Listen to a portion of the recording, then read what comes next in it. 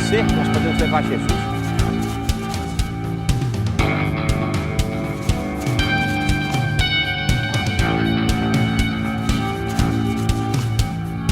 Invista neste canal. Invista em um mundo melhor.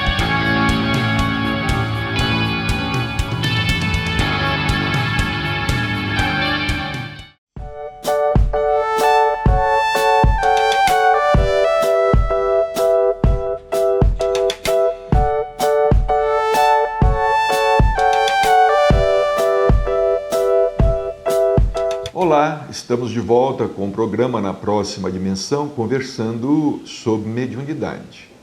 Estávamos falando aqui da participação do médium e da maneira como o médium pode também colaborar com o espírito que se manifesta por intermédio dele. Mesmo porque nem sempre o espírito se comunica com palavras textuais. Existem pessoas que acham que tudo o que o médium, por exemplo, fala na psicofonia pertence ipsis literis ao espírito. Muitas vezes o que pertence ao espírito é a ideia, é o pensamento. Cabe ao médium revestir a ideia com as suas palavras, com o seu vocabulário. É por este motivo que os espíritos estão sempre nos aconselhando a estudar, não apenas mediunidade, estudar o que pudermos, lermos o que pudermos, para que nós possamos criar um acervo, colocarmos informações na cabeça, informações que possam ser utilizadas pelos espíritos comunicantes, como nós aqui. Os espíritos colocaram um acervo mental extraordinário em O Livro dos Médiuns. Trata-se de um acervo mental extraordinário. Nós estamos aqui conversando a respeito dessas ideias dos espíritos que foram transformadas em palavras, foram transformadas em livro. O médium deve estudar para cooperar com o espírito. E ele deve ter essa compreensão, porque se ele não tiver essa compreensão, ele vai colocar em questão a sua própria faculdade mediúnica. Afinal, sou ou não sou médium? E se ele colocar em questão a sua faculdade mediúnica, a possibilidade do intercâmbio, ele cria um entrave quase intransponível.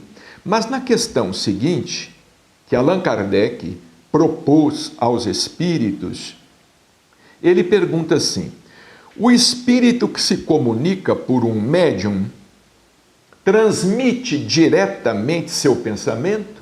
Vamos atentar para essa questão.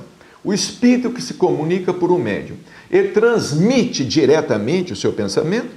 Ou então esse pensamento tem, por intermediário, o espírito encarnado no médium?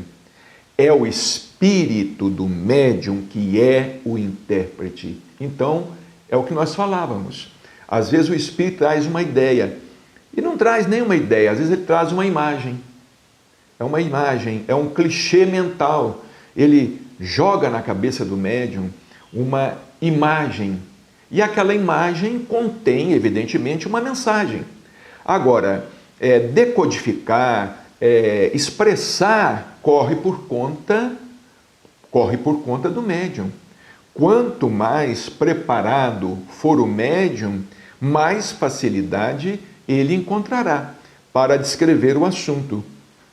Chico Xavier nos dizia que, por exemplo, na recepção de alguns livros, principalmente nos considerados romances de Emmanuel, há 2000 anos, 50 anos depois, Paulo e Estevão, Renúncia, Ave Cristo, ele dizia, principalmente em relação ao Paulo e Estevão, quando ele estava escrevendo, psicografando, com a assistência de Emmanuel, evidentemente, muitas cenas ele ia acompanhando mentalmente, como se ele estivesse vendo aquelas cenas descritas por Emmanuel, na própria cabeça de Emmanuel. no próprio cérebro de Emmanuel.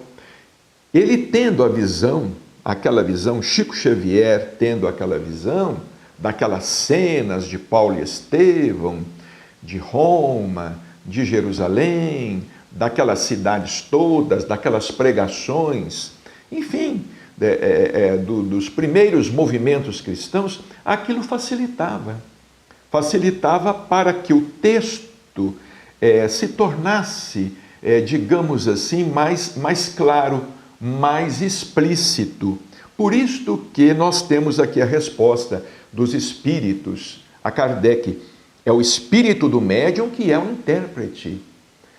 O médium é o intérprete. Se ele não for um bom intérprete, ele pode distorcer. A mensagem pode chegar de maneira parcial, às vezes até deturpada completamente.